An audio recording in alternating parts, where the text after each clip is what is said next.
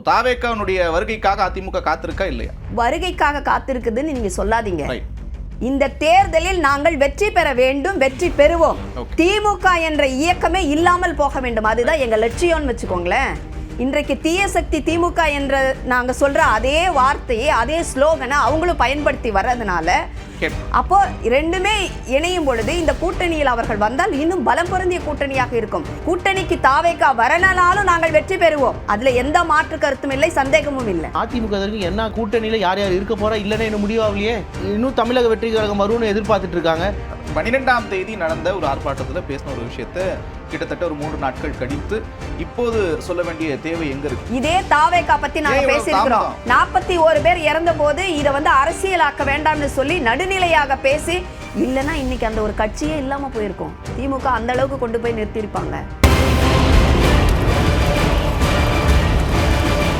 வணக்கம் நேயர்களே, இது வாரும். தேர்தல் தேதி அறிவிக்கப்பட்டு கட்சிகள் பம்பரமாக சூழல தொடங்கியிருக்கிறது. அதே நேரத்தில் திரைமறைவில் அதிமுக, பாஜக, தாவேகா கூட்டணி பேச்சுவார்த்தை நடைபெறுகிறது என்ற செய்திகளும் தகவல்களும் வந்து கொண்டே இருந்தது. அதற்கும் கிட்டத்தட்ட முற்றுப்புள்ளியை நோக்கி அந்த தகவல்கள் சென்று கொண்டிருக்கிறத பார்க்க முடிகிறது. தாவேகா தனித்து போட்டி அப்படின்ற ஒரு இடத்தை எட்டிருக்கிறதாகவும், பாஜக இந்திய கூட்டணியில் தாவேக்காவை இணைக்க வேண்டாம் என்று முடிவெடுத்திருப்பதாகவும் சில தகவல்கள் வெளியாகி இருக்கிறது. இந்த நிலையில் எந்த கூட்டணி பெரும்பான்மையாக இருக்கக்கூடிய அதிக பலம் வாய்ந்த 2 கூட்டணிகள், அதிமுக திமுக கூட்டணி, எந்த கூட்டணி முந்தி செல்ல வாய்ப்பு இருக்கிறது, யார் வேகம் எடுத்திருக்கிறார்கள் என்பது தொடர்பாக விவாதிப்போம்.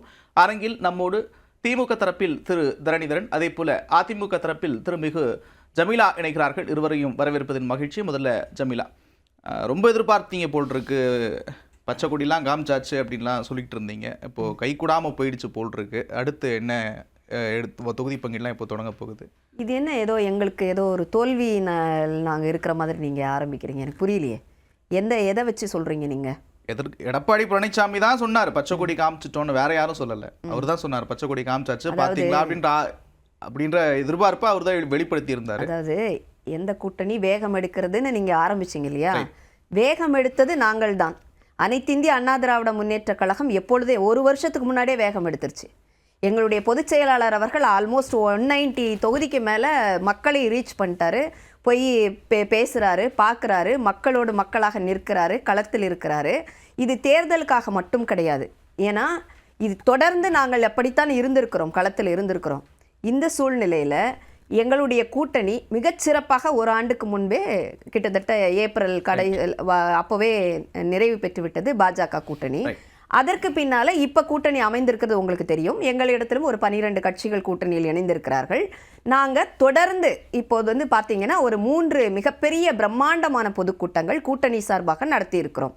பொதுக்கூட்டம் என்பதை தாண்டி மாநாடு போல நடத்தியிருக்கிறோம். பிரதமர் அவர்கள் வந்துட்டு போன விஷயமாக இருக்கட்டும், இப்போ நடந்த 2 ஆர்ப்பாட்டங்கள், இன்றைக்கு நடந்த ஆர்ப்பாட்டத்தையும் நீங்கள் பார்த்தீங்க அப்படின்னா வேகம் எடுத்து மக்களிடையே நாங்கள் சென்று அடைந்திருக்கிறோம்.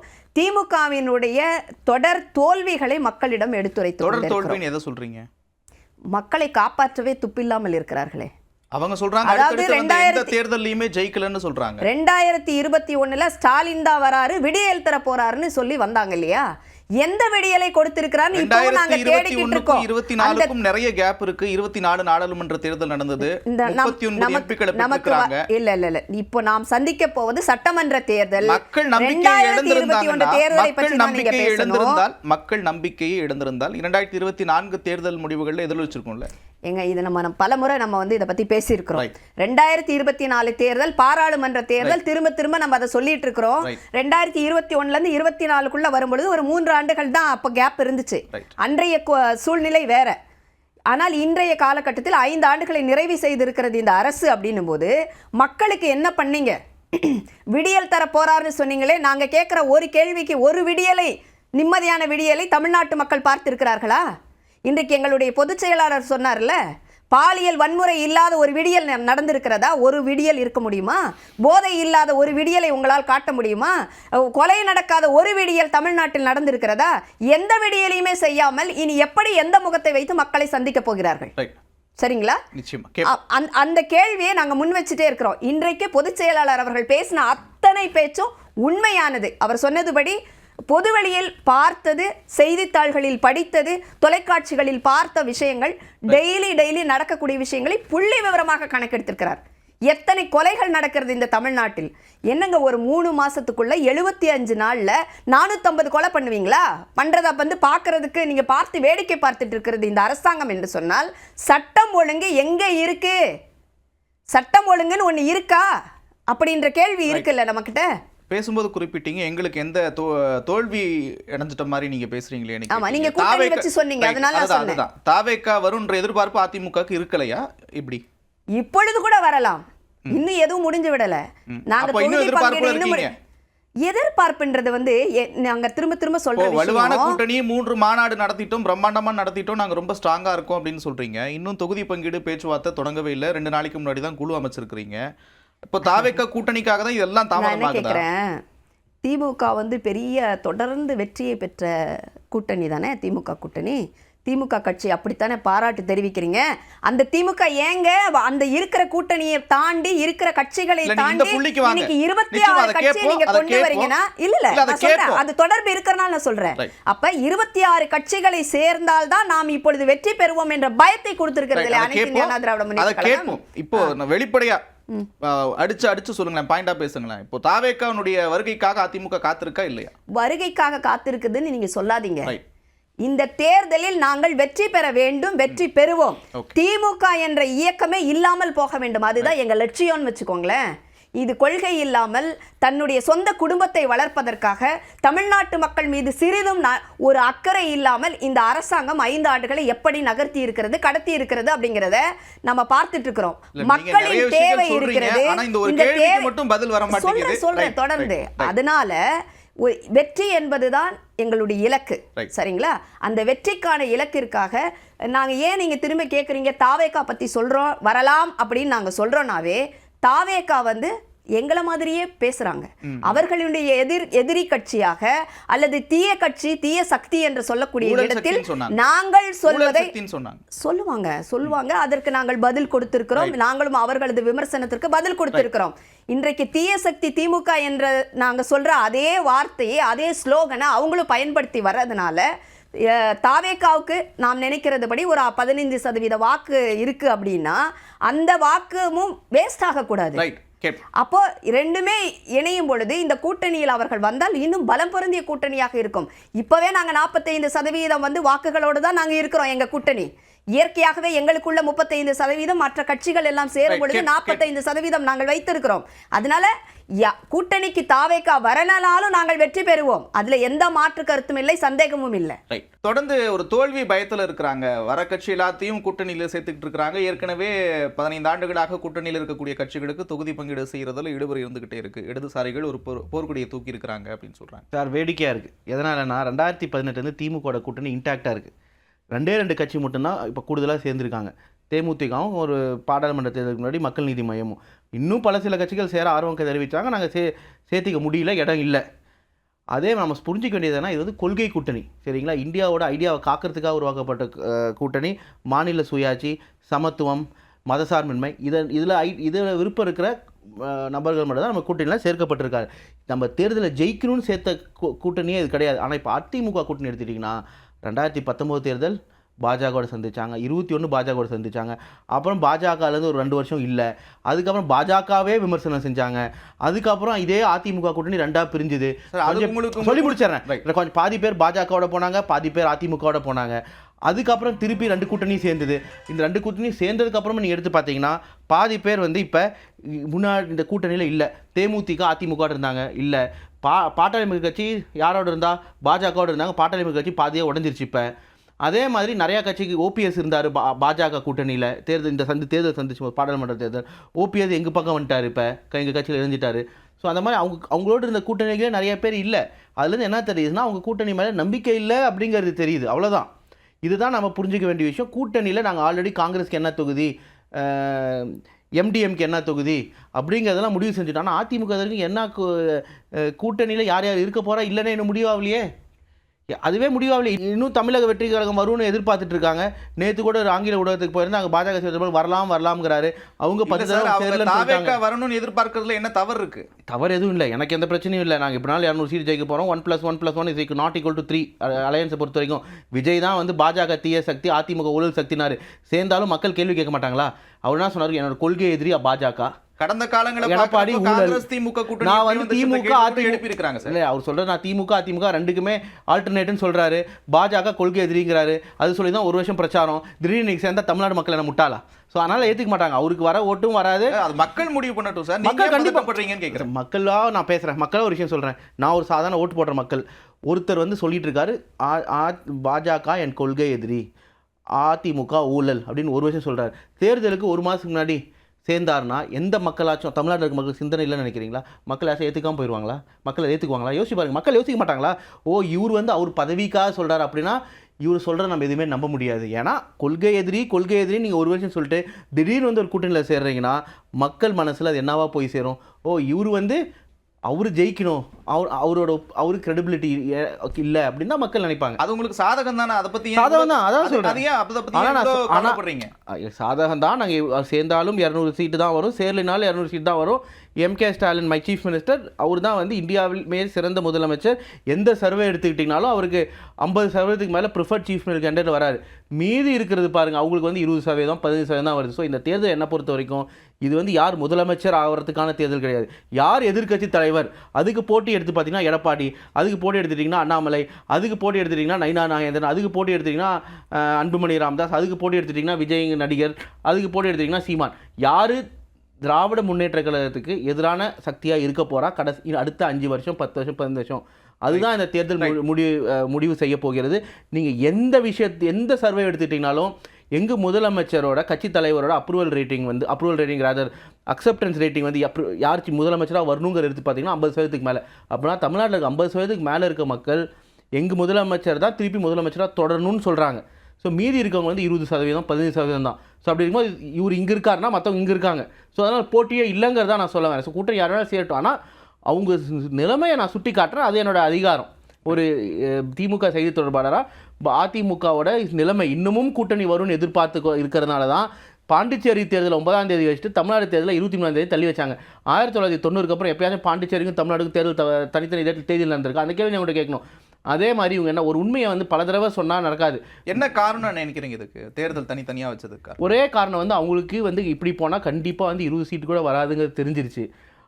தள்ளி வைக்கிறதுனால என்ன நடக்க போகுது? கூட்டணி வரல. அட்லீஸ்ட் விஜயோட கூட்டணி சேர்ந்தால் ஒரு 40 சீட் வருமா அப்படின்னு எதிர்பார்க்குறாங்க. ஒரு என்ன சொல்கிறது, ஒரு மோசமான தோல்வி இல்லாமல் ஒரு கௌரவ தோல்வி கிடைக்குமா அப்படிங்கிறதுனால தான் இப்போ ஒரு மாணவர் தேர்தல் எழுதணும்னு நினைக்கிறாரு. தேர்தல் சுத்தமாக ஒரு வருஷம் எதுவுமே ப்ரிப்பேரே பண்ணல, தேர்தல் ஒத்தி வச்சா ரொம்ப சந்தோஷப்படுவார். வருடந்தோறும் படிக்கிற மாணவர் வந்து தேர்தல் 5 நாளைக்கு அப்புறம் தேர்தல் அடுத்த நாளே வச்சாலும் சந்தோஷமாக எழுதுறாரு. ஸோ எங்களை பொறுத்த வரைக்கும் தேர்தல் ஏப்ரல் 1ஆம் தேதி வச்சிருந்தா கூட நாங்கள் சந்தோஷமாக சந்திச்சிருப்போம். அவங்க தேர்தலுக்கு தயாராகல, அதனால் தேதியை தள்ளி வச்சுருக்காங்க அப்படிங்கிறத தான் நான் பார்க்குறேன்.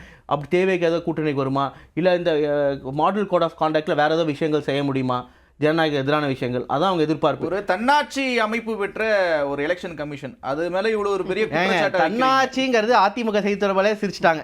இல்ல அது தன்னாட்சி, அது வந்து அது அவங்களே ஏத்துக்க மாட்டாங்க. பேசிக்கிட்டு இருக்கீங்களேன்னு சிரிக்கிறாங்க. அது மோதியே சிரிச்சிருவாரு. இல்ல அது மோதியே சிரிச்சிருவாரு. அது ஒரு மோதிட்டே வந்து அது தேர்தல் எலெக்ஷன் கமிஷனையும் நீங்க வந்து ஒரு சொல்றேன் மேடம், நான் பேசிறேன். நீங்க ஏடிஎம்கேக்கு சாதகமா இருக்குது இல்ல பிஜேபிக்கு சாதகமா இருக்கு, இந்த மாதிரி கண்ணோட்டத்துல நீங்க பேசுறத பார்த்து இது கூட தெரியாம உட்கார்ந்திருக்கீங்களேன்னு பார்த்து சிரிக்கிறேன், வேற ஒண்ணும் இல்ல. சரி, எப்படி தெரியுங்களா தேர்தல் ஆணையம் வேலை செய்கிறாங்க? 3 மணிக்கு அமித்ஷா வந்து பிரச்சாரத்தை முடிக்கிறாரு. ஷெட்யூல் எப்படி போட்டிருக்காங்க பாருங்கள். 11, 12, 13, 14, 15 வரைக்கும் பிரைம் மினிஸ்டர், 15 அமித்ஷா, 3 மணிக்கு முடிக்கிறாரு அமித்ஷா. அதுக்கப்புறம் 11ஆம் தேதியே வந்து அவங்க ஏதாவது ஷெட்யூல் போட்டிருந்தாங்களா? 16ஆம் தேதி கிடையாது. ஆனால் கரெக்டாக 4 மணிக்கு அறிவிக்கிறாங்க. அப்படின்னா பாஜகவுக்கு முன்னாடி எப்போ தேர்தல் அறிவிக்க போகிறாங்கிறது தெரிஞ்சிருக்கு. இது வந்து இந்த தேர்தலில் மட்டும் இல்லை, மற்ற எல்லா தேர்தலுக்கும் வந்து பார்த்தீங்கன்னா குஜராத் தேர்தலப்போ அவர் ஒரு சில ப்ராஜெக்டை வந்து லான்ச் பண்ணுங்கிறதுனால தேர்தல் ஒரு 4-5 நாள் தள்ளி வச்சாங்க. அவர் பிரச்சாரம் முடிச்சதுக்கப்புறம் தான் அறிவிக்கிறாங்க. என்னைக்காச்சும் வந்து பிரதம மந்திரி மோடி வந்து பிரச்சார ஷெட்யூல் போட்டுட்டு தேர்தல் ஆணையம் தேர்தல் அறிவிச்சிட்டதுனால அந்த பிரச்சாரத்தை ரத்து செய்கிற சூழ்நிலை வந்திருக்கா? வந்ததே கிடையாது. அப்படின்னா என்ன, அவங்களுக்கு தெரியுது. ஸோ இது பாரபட்சமாக செயல்படுற ஆணையமா? அதான் நான் சொல்கிறது. இன்னொரு விஷயம் சொல்கிறேன், மேடம் வந்து சரியில்லைங்கிறாங்கல்ல. நேற்று உங்களோட இங்கிலீஷ் சேனல் போயிருந்தேன், நியூஸ் 18 இங்கிலீஷில். அப்போ தான் சொன்னாங்கல்ல சட்டம் ஒழுங்கு மோசம். நான் கேட்ட ஒரே கேள்வி, சட்ட ஒழுங்கு மோசம்னா இந்தியாவிலேயே லா அண்ட் ஆர்டருக்கு சிறப்பாக செயல்படுற மாநிலங்கள் 5 எடுத்து நீங்கள் போடுங்க NCRB டேட்டா வச்சு. மோசமா இருக்க மாநிலங்கள் எடுத்து போடுங்க, 5 வைங்க அப்படின்னு நீங்களும் அதை போடுங்க. 5 வருஷத்துக்கு முன்னாடி நான் டேட்டா எடுத்து கொடுக்குறேன், இப்போ எப்படி இருக்குதுன்றதா நம்ம கேட்குறோம். அதான் கேட்குறோம். எல்லாமே எல்லா குற்றங்களும் குறைஞ்சிருக்கு. உங்க சேனல் எடுத்து போடுங்கிறேன், நீங்க டேட்டா எடுத்து போடுங்க. இல்ல சார், NCRBல டேட்டாவே சப்மிட் பண்ணலன்னு சொல்றாங்க. 24 வரைக்கும் டேட்டா வந்துருச்சு சார். 23 வரைக்கும் தான் இருக்கு. 24 3 வருஷம் எடுத்துக்கிட்டீங்கன்னா தமிழ்நாடு அப்ப இருந்ததோட சிறப்பா இருக்கு.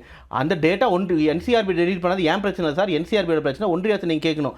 அதே மாதிரி அட்டானமஸா உமனுக்கு சர்வே எடுத்திருக்காங்க பாருங்க. 10 safest cities for women to live in India. 5 நகரங்கள் தமிழ்நாட்டில் தான் இருக்கான்.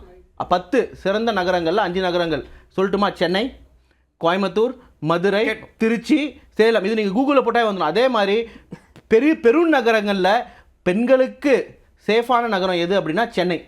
இதுக்கு அதிகமான குற்றங்கள் பெண்களுக்கு நடக்கிற மாநிலங்கள் எல்லாமே வந்து பாஜக ஆள்ற மாநிலங்கள். பெண்களுக்கு அதிகமாக 5 மாநிலங்கள் எடுத்துக்கோங்க, பெண்களுக்கு அதிகமாக குற்றங்கள் நடக்கிற மாநிலம் எல்லாமே பாஜக ஆள்கின்ற மாநிலம். இந்த பொய்யை திருப்பி சொன்னா அது உண்மையாரு நினைக்கிறாங்க. இதுதான் நான் ஆங்கில சொன்னேன். நீங்க கிராஃப் எடுத்து போடுங்க, இப்பயே சேனல்ல நீங்களே எடுத்து போடுங்க. ஓகே, தேர்தல் ஆணையத்தை வந்து உங்க வெற்றிக்காக, உங்களுடைய தேர்தலுக்காக பயன்படுத்திக்கிறீங்க அப்படின்னு அவர் சொன்ன நிறைய விஷயத்துக்கு நான் பதில் சொல்லிட்டு உங்க கேள்வி அடுத்து திருப்பி கேளுங்க, நான் சொல்றேன். அதாவது இன்னமும் நார்த் இந்தியாவை பற்றியே கம்பேர் பண்ணிக்கிட்டு இருந்தோன்னு வச்சுக்கோங்களேன், நம்ம வளர்ச்சியை நோக்கி போக மாட்டோம், பின்தங்கி போயிடுவோம். பின்தங்கிய மாநிலங்களை பத்தி நம்ம பார்க்க வேண்டிய அவசியம் இல்ல. 5 ஆண்டுகளுக்கு முன்னாடி இந்த தமிழ்நாட்டினுடைய சட்டம் ஒழுங்கு எப்படி இருந்துச்சு, 5 ஆண்டுகளுக்கு முன்னாடி பெண்களுடைய பாதுகாப்பு எப்படி இருந்துச்சு. அவர் சொல்றாரு, கிருஷ்ணகிரியில 2 வயசு இருக்கக்கூடிய சின்ன பச்சிளம் குழந்தைய உங்க திமுக நிர்வாகி ஒருத்தர் தான் பாலியல் வன்முறை பண்றாரு. அதுக்கு என்ன பதில் இருக்கு உங்ககிட்ட?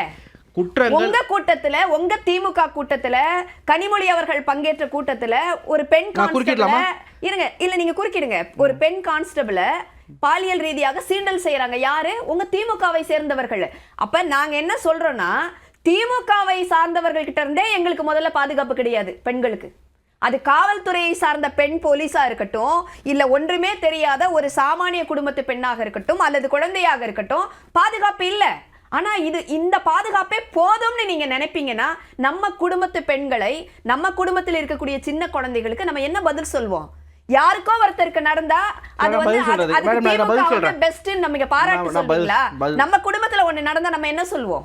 நம்ம என்ன சொல்வோம்? அப்பயும் பாராட்டுவீங்க, திமுகவை பாராட்டுவீங்க. இல்ல நான் சொல்ல வரேன், நான் பதில் சொல்லல, நான் சொல்ல வரேன். எந்த குற்றங்கள் நடந்தாலும் அது தவறு. அதான் முதலமைச்சர் சொல்ற, எந்த குற்றம் நடந்தாலும் அது தவறு, நடக்கக்கூடாது அப்படிங்கிறது தான். ஆனால் எந்த குற்றத்தையும் யாராக இருந்தாலும் சரி 24 மணி நேரத்துக்குள்ளே கைது செய்யப்பட்டிருக்காங்க. 3 மாதத்துக்குள்ளார நாங்கள் அவங்களுக்கு தண்டனை வாங்கி கொடுத்துருக்கோம். ஆனால் இதுவே பொள்ளாச்சி கேஸ் எடுத்துட்டிங்கன்னா அதிமுக பெரும் தலைவரே அதில் ஈடுபட்டிருக்காருன்னு சொல்லி முடிச்சா குறுக்கிட்டல ஈடுபட்டிருக்காருன்னு சொல்கிறாங்க. அவங்க அப்போ அதிமுகவில் எடப்பாடி ஆட்சியில் கேஸ் போட்டாங்களா? போடல. அவங்க கைது செஞ்சாங்களா? செய்யல. எங்கு முதலமைச்சர் அப்போ எதிர்க்கட்சி தலைவர் போராட்டம் செய்து திமுக தொண்டர்கள் தமிழ்நாடு முழுமையாக போராட்டம் செஞ்சதுக்கு அப்புறம் தான் அதில் கேஸே போட்டாங்க. நம்ம ஆட்சி வந்ததுக்கப்புறம் தான் அவர்கள் கைதும் செய்யப்பட்டார்கள். அதான் உண்மை. ஆனால் இங்கே யார் குற்றம் செஞ்சாலும் அது தவறுன்னு அதை ஜஸ்டிஃபை பண்ணல. குற்றமே இல்லாத சமுதாயத்தை தான் நம்ம உருவாக்கணும், ஒரு குற்றம் கூட இல்லாது. ஆனால் ஒரு குற்றம் கூட இல்லாத நாடு இந்த உலகத்தில் இருக்கான்னு கேட்டால் இல்லை. ஆனால் அதை நோக்கி தான் நம்ம முதலமைச்சர் போகணும்னு ஆசைப்படுகிறார். ஆனால் அந்த 1-2 குற்றங்கள் நாங்கள் இருக்கிற லா அண்ட் ஆர்டரில் அவர் சிறப்பாக செய்யும் போது மீறி நடக்குது. அதுக்கு அவர் வருத்தம் தெரிவிச்சிருக்கார். ஆனால் நடக்காமல் பண்ணுறதுக்கு நாங்கள் ஒவ்வொரு தடவையும் எஃபர்ட்ஸ் எடுத்துட்டு இருக்கோம். ஆனால் அதிமுக காலகட்டத்தில் நடக்கவே இல்லை அப்படின்னு ஜஸ்டிஃபை பண்ணாங்க பொள்ளாச்சி அப்ப. அதனால தான் வந்து கேஸே போடல. எவனால கட்சி கேஸ் ரெஜிஸ்டர் பண்ணாங்க? பொள்ளாச்சி கேஸ் நடந்து எவனால கட்சி எஃப்ஐஆர் போட்டாங்க? சார் சொல்லிட்டோம், உங்க சேனல்ல போடுங்க. தவறான தகவலை பதிவு. எவனால கட்சி எஃப்ஐஆர் போட்டாங்க? இல்ல போராட்டத்துக்கு முன்னாடி எஃப்ஐஆர் போட்டாங்களா? பேசுறீங்களே, உங்க ஆட்சியில இப்ப அண்ணா நகர் குழந்தையோட பாலியல் வன்முறைக்கு நாங்க சிபிஐ விசாரணை வேணும்னு கேட்டோம். நீங்க வந்து சுப்ரீம் கோர்ட்டுக்கு போய் வேண்டான்றீங்க. ஏன் வேண்டான்றீங்க? எனக்கு தமிழ்நாடு போலீஸ் சிறப்பா இல்லாத தண்டனை வாங்கி கொடுத்தாங்க. கள்ளச்சாராய மரணம் 68 பேர் இறந்து போயிருக்காங்க. சிபிஐ விசாரணை வேணும், எங்களுக்கு சந்தேகம் இருக்கு, இந்த குற்றச்செயல் ஈடுபட்டவங்கள வந்து திமுகவை சார்ந்தவர்கள் இருக்கிறார்கள், சிபிஐ விசாரணை வேணும்னு கேக்குறோம். சுப்ரீம் கோர்ட்டுக்கு போய் நீங்க என்ன சொல்றீங்க? வரக்கூடாது. அந்த சிபிஐலயும் அதே ஐபிஎஸ் அதிகாரி தான் இருக்காங்க. எல்லாத்துலயும் அதே ஐபிஎஸ் அதிகாரி, அதே அதிகாரி தான். தமிழ்நாடு காவல்துறையை சிறப்பாக இன்வெஸ்டிகேட் செய்து எல்லாத்தையும் கைது செஞ்சு தான் இருக்காங்க. இப்ப கோயம்புத்தூர் எடுத்தீங்கன்னா குற்றவாளிகள் ஒரே நாள் கைது செய்யப்பட்டு 3 மாசம் தண்டனை வாங்கி கொடுத்திருக்காங்க. முன்னாடி எப்பவுமே சிபிஐ விசாரணை சிபிஐங்கிற ஆர்கனைசேஷன் இப்ப முன்னாடி மாதிரி இருக்கா? சிபிஐங்கிற ஆர்கனைசேஷன் முன்னாடி மாதிரி இருக்கா? பாஜக வந்ததுக்கு அப்புறம் சிபிஐ, இடி, இன்கம் டாக்ஸ் மூணுமே வந்து பாஜகவின் அணிகள் போட செயல்படுகின்றது. விஜயே வந்து சிபிஐ கேட்டு பாத்தீங்கன்னா விஜய் டெல்லி கூப்பிடுறாங்க. சென்னையில சிபிஐ ஆஃபீஸ் இருக்கு. எதுக்கு விஜய் டெல்லியில கூப்பிடுறாங்க? அங்க கூப்பிட்டு எதுக்கு மிரட்டுறாங்க? எதுக்காக? பாஜகவில் சேரணும்னு அழுத்தம் தராங்க. ஒரு அதுதான் விஷயம். ஸோ இது வந்து ஒரு ஆர்கனைசேஷன் சிபிஐலாம் எப்படி வேலை செய்யணும்னா, எந்த கட்சி வேணாலும் ஆட்சியில் இருக்கலாம், அட்டானமஸாக இண்டிபெண்ட்டாக வேலை செய்யணும். அது நடக்குதா? அட்டானமஸாக இண்டிபெண்ட்டாக சிபிஐ, இடி, இன்கம் டேக்ஸ் செயல்படுறாங்களா? கிடையாது. இடி எடுத்துக்கோங்க, ஏதாச்சும் ஒரு கேஸு பாஜக கூட்டணியில் இருக்கிற கட்சிகளையோ இல்லை பாஜக கட்சியில் இருக்கிற நிர்வாகிகளோ அரெஸ்ட் பண்ணி ஜெயிலில் போட்டிருக்காங்களா? சொல்லுங்கள், ஒருத்தர் சொல்லுங்கள். எதுவுமே இல்லைன்னா இடி வந்து எத்தனை தடவை 3 தடவை வந்து அறிக்கை கொடுத்துருக்குறாங்க. கேஎன்ஆர் மீது நடவடிக்கை எடுத்தாங்களா? கோர்ட் வரைக்கும் போனோம். அவங்க கோர்ட் வந்து ஆர்டர் இடி மேலே நம்பிக்கை இல்லைன்னு சொல்றேன். நீங்க எஃப்ஐஆர் போட மாட்டீங்க. இடியே வந்து பாஜக அணின்னு சொல்லிட்டாங்க. சரி, எஃப்ஐஆர் போட்டு கெஜ்ரிவால் கேஸ் என்னாச்சு? இடி பத்தி கோர்ட் என்ன சொன்னாங்க? ஏங்க ஒரு குற்றம்னு சொல்லப்படுது, விசாரணைக்கு உட்பட்டு குற்றவாளி இல்லைன்னு சொல்லிட்டு வெளியில வாங்க. அதுக்கே பயப்படுறீங்க? விசாரணை என்ன பயப்படுறீங்களே? எஃப்ஐஆர் போடுறதுக்கே பயப்படுறீங்களா? ஏன் பயப்படணும்? ஏங்க யார் வேணாலும் யார் மேல எஃப்ஐஆர் போட முடியாது. நான் இப்ப அவர் மேல வந்து ஒரு குற்றம் வைக்கிறேன், உடனே எஃப்ஐஆர் போடுவாங்களா? கோர்ட் ஆர்டர் இவர் மேல நான் சொல்றேன். ஏங்க கோர்ட் வந்து எஃப்ஐஆர் போட சொல்றாங்க, விசாரணை பண்ண சொல்றாங்க. வழக்கு நீதிமன்றத்துல பாத்துக்கிறோம் அப்படின்னு சொல்றாங்க. எப்படி விசாரணை பண்ணாம எந்த நீதிமன்றத்துல பாக்குறீங்க? கண்டனத்தை சொல்றாரு. எப்படி நீதிமன்றத்துக்கு போக கண்டனத்தை சொல்றாரு எதிர்க்கட்சி தலைவர் எடப்பாடி பழனிசாமி. ஆதவ் அர்ஜுனா வந்து ரஜினிகாந்த் குறித்து பேசினது ரொம்ப கண்டனத்துக்குரியது, அவர் வந்து வருத்தம் தெரிவிக்கணும் அப்படின்னு சொல்றாரு. 12ஆம் தேதி நடந்த ஒரு ஆர்ப்பாட்டத்துல பேசின ஒரு விஷயத்த கிட்டத்தட்ட ஒரு 3 நாட்கள் கழித்து இப்போது சொல்ல வேண்டிய தேவை எங்க இருக்கு? அப்போ அந்த கூட்டணி பிரச்சனை அங்க சுமூகமா நடக்கலன்னு மறுபடியும் கூட்டணிக்கு வந்துட்டீங்களா நீங்க? கூட்டணிக்கு அதுக்கு என்ன சம்பந்தம் இருக்கு? அந்த கட்சியில இருக்கக்கூடிய ஒரு நிர்வாகி பேசினது தவறு என்றால் தவறு என்று சுட்டி காட்டுகிறோம். இதே தாவேகா பத்தி நாங்க பேசியிருக்கிறோம். 41 பேர் இறந்த போது இதை வந்து அரசியலாக்க வேண்டாம்னு சொல்லி நடுநிலையாக பேசி, இல்லைன்னா இன்னைக்கு அந்த ஒரு கட்சியே இல்லாம போயிருக்கும். திமுக அந்த அளவுக்கு கொண்டு போய் நிறுத்திருப்பாங்க. அந்த மாதிரி காப்பாத்தி வச்சிருக்கிறது அதிமுக தான். காப்பாத்தி வைக்கிறது இல்லைங்க, நாங்க நேர்மையாக இதை அணுகிறோம். தவறுனா தவறுன்னு சொல்றோம், சரினா சரின்னு சொல்றோம், அவ்வளவுதான். அதுக்கு நீங்க வந்து கூட்டணி இதையும் நீங்க வந்து இணைத்து பார்க்க வேண்டிய அவசியம் இல்ல. அடுத்தடுத்து கண்டனங்கள்லாம் 3 நாள் கழிச்சு வருதே.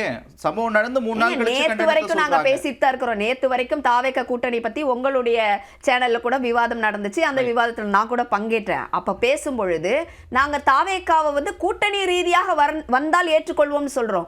அதுக்கும் இந்த மாதிரி பேசுறதற்கும் தொடர்படுத்தி நம்ம பேச வேண்டிய அவசியம் கிடையாது. சரிங்களா? அது நீங்க இது பண்ணாதீங்க. நீங்க ஒரு கேள்வி கேட்டீங்க முன்னாடி.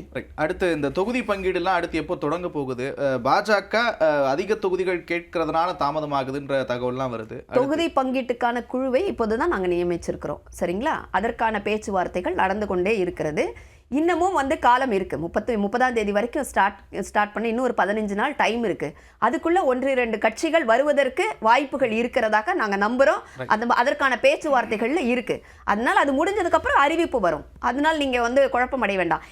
நாங்க அப்படி பார்த்தா நீங்க அவர்கிட்ட சகோதரர்கிட்ட ஒரு கேள்வி கேட்கலாம். நீங்க திமுகல எல்லாம் முடிஞ்சிருச்சுன்னு சொல்றாங்க. இதுவரைக்கும் கூட்டணி கட்சி தலைவர்களை எல்லாம் கேட்டு எல்லாரையும் சேர்த்து ஒரு பொதுக்கூட்டம் கூட நிகழ்த்தவில்லை. மக்கள் கிட்ட போய் காமிக்கல. 26 பேர் வந்து கூட்டணியில இருக்காங்கன்னு சொல்றாங்க. கூட்டணியில இருக்கக்கூடிய நிறைய பேர் நீங்க பார்த்திருப்பீங்க சோசியல் மீடியாலலாம்.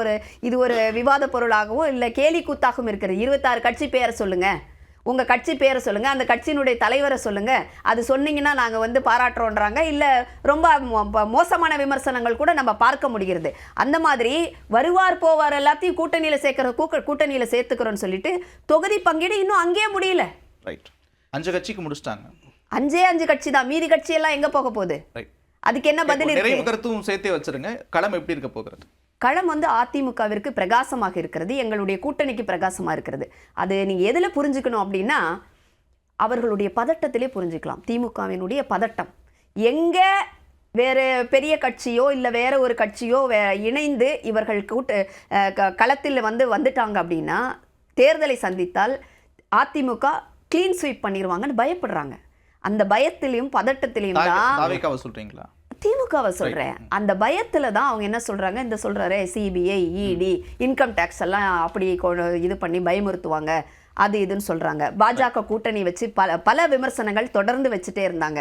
இப்ப வேற வழியே தெரியல. சார் சொன்னார்ல, தாவேகா முன்னாடி இப்படி பேசினாங்களே, அதிமுக பத்தி பேசினாங்களே, பாஜகவை பத்தி பேசினாங்களே, இப்ப எப்படி வருவாங்கன்னா நான் கேட்கிறேன், ஏன் காங்கிரஸ் உங்களை பத்தி பேசலையா? நீங்க காங்கிரஸை பத்தி பேசலையா? கூட்டணி வச்சிருக்கீங்களே. மக்கள் நீதி மையம் கமல்ஹாசன் அவர் போன தேர்தலில் என்ன பேசினாரு? இப்ப எங்க வச்சிருக்கீங்க அவரை எம்பி ஆக்கி அழகு பார்க்கலையா நீங்க? வைகோ அவர்களோட பேச்சு விமர்சனங்கள் எப்படி இருந்தது? இன்னைக்கு அவங்கள கூட்டணியில நீங்க வச்சுக்கலையா? இத தமிழ்நாட்டு மக்கள் பார்க்கலையா என்ன? தமிழ்நாட்டு மக்கள் இதெல்லாம் முட்டாள்களா? இப்ப இதையே எப்படி பார்ப்பார்கள் தமிழ்நாட்டு மக்கள்? தேர்தல் என்று சொன்னால் இவர்கள் சொல்ற மாதிரி கொள்கையெல்லாம் நாங்க கொள்கையெல்லாம் ஒண்ணுன்னா எல்லா கட்சியும் சேர்ந்து ஒண்ணாயிடலாம். நாங்கள் அப்படி சொல்லவே இல்லை. கொள்கை வேறு, கூட்டணி வேறு என்பதை தொடர்ந்து சொல்லிக்கிட்டு வரோம். அதனால எங்களுடைய கூட்டணி அமைக்கப்பட்டிருப்பது தேர்தல் வெற்றிக்கான கூட்டணி, அவ்வளவுதான். அவ்வளவுதான். தொகுதி பங்கீடுல ஏதாவது சிக்கல் இருக்கா? அதே நேரத்துல இறுதி கருத்தா களம் எப்படி இருக்க போகுது அதையும் சேர்த்து முடிச்சிடும். தேர்தலில் கூட்டணியில் எந்த பிரச்சனையும் இல்லை. அட்லீஸ்ட் நாங்களாச்சும் காங்கிரஸ் பெருங்கட்சி, அடுத்து பெருங்கட்சி எங்கள் கூட்டணியில் இருக்குது. காங்கிரஸோட எவ்வளோ சீட்டு முடிவு பண்ணுறாங்க, பாஜகவோட சீட்டை ஒன்றும் முடிவு பண்ணலையே. சரிங்களா? இப்போ அவங்க மேடம் சொன்னாங்க உங்கள் எல்லாமே சின்ன சின்ன கட்சி தான் நிறையா இருக்குன்னு. ஆனால் கேட்குறேன், இந்தியான்னு ஒரு அலையன்ஸ் ஃபார்ம் பண்ணதுக்கப்புறம் தான் திருப்பி என்டிஏவே உயிர் கொடுத்து மோதி கொண்டு வராரு. அதில் 36 கட்சி கிட்ட சேர்த்துறாங்க. அதில் கிட்டத்தட்ட 30 கட்சிகள் வெறும் ரப்பர் ஸ்டாம்ப் கட்சிகள் தான் மோடி சேர்ந்ததுல. ரப்பர் ஸ்டாம்ப் அதில் ஒரு கவுன்சிலர் கூட கிடையாது. அவங்களுக்கு நான் விமர்சனம் கொடுக்குறேன் அதுக்கு. அதே மாதிரி மேடம் சொன்னாங்க காங்கிரஸ் எங்களை விமர்சிச்சிருக்காங்க. நீங்கள் புரிஞ்சுக்க வேண்டியதுன்னா, காங்கிரஸில் இருக்கிற ஒரு சில தனிநபர்கள் அவங்க தனிநபர் கருத்தை தெரிவித்தார்கள். அதுக்கே அவங்க ஹைகமாண்ட் அப்பெல்லாம் பேசக்கூடாதுன்னு சொல்லியாச்சு. ஆனால் இங்கே விஜய் அவர்கள் அவர் கட்சியோட கொள்கையே என்ன வச்சிருக்காருன்னா, பாஜக நம்மளோட கொள்கை எதிரி அப்படிங்கிறது அவங்களோட கொள்கை. சிக்கல் இருக்கு. இடதுசாரிகள் இன்னைக்கு கூட பேச்சுவார்த்தை நடத்துனாங்க. இன்னும் சார் கூட்டணினா பேச்சுவார்த்தை நடத்ததான் செய்வாங்க. ஒரு பிரச்சனை இல்லை சார். மெயின் கட்சியோட முடிஞ்சிருச்சு சார். 5 முதல்ல எந்த கட்சிக்கு அதிகமாக கொடுக்கணும் அந்த கட்சிக்கு கொடுத்தாச்சு. அந்த மாதிரி மற்ற கட்சிகளுக்குலாம் கொடுத்தாச்சு. இன்னைக்கு நாளைக்கு சிபிஎம் வந்துடும். இன்டர்வியூ அறிவிச்சாச்சு. இன்னும் ஒரு 4-5 நாள் தலைவர் கேண்டிடேட் அறிவிச்சிடும். இந்த வாரத்தில் எல்லாம் வந்துடும். முதல்ல அவங்க கூட்டணியில் யார் இருக்காங்க இல்லைன்னு அவங்களால தெரியல. அதனால தானே நம்பர்ஸ் யாரோடையுமே பேச முடியல. எங்க கூட்டணி இன்டாக்ட் ஆகி பெருங்கட்சிகளோட கூட்டணி முடிஞ்சாச்சு. 2-3 கட்சி தான் ஆகல. அவங்க கூட்டணியா இன்னும் ஃபார்ம் ஆகலையே. கூட்டணியா ஃபார்ம் ஆகலையே. சரிங்களா? 200க்கு மேல முதலமைச்சர் சிறப்பாக செஞ்சிருக்கார். 200 சீட்டுக்கு. இன்னொரு விஷயம் முடிக்கிறதுக்கு முன்னாடி சொல்லிடுறேன். தமிழ்நாட்டில் கடைசி 30 வருஷம் எடுத்துட்டீங்கன்னா எந்த கட்சி பார்லிமெண்ட் எலெக்ஷன் 2 இயர்ஸ் முன்னாடி ஸ்வீப் பண்ணிருக்காங்க, ஆட்சி அமைச்சிருக்காங்க? 14ல் அதிமுக நடந்தது. சரிங்களா? 19ல் நாங்கள் எங்களுக்கு நடந்தது. 2004ல் எங்களுக்கு நடந்தது. அதே எங்களுக்கு கண்டினியூ ஆச்சு. சரிங்களா? 9ல நடக்கல, முடிச்சிடாதீங்க. எங்களுக்கு 11ல வரல. அவ்வளவுதான். இதுதான் விஷயம். அவர் சொல்றாரு இல்லையா, வரலாறு பத்தி சொல்லும்போது நான் ஒன்னு சொல்றேன். எந்த காலத்திலும் திமுக ஒரு முறை ஆட்சி செய்தால் மறுமுறை இரண்டு அணிகளும் 200க்கு மேல் அதுதான் எங்களுடைய இலக்கு என்கிறார்கள். மக்கள் யாரை தேர்ந்தெடுக்க போகிறார்கள் என்பது ஜனநாயக திருமணின் முடிவில் பார்க்கலாம். அமர்வில் கலந்து கொண்டு கருத்துக்களை பகிர்ந்து கொண்டு இருவருக்கும் நன்றி. பார்த்த நேயர்களுக்கும் நன்றி.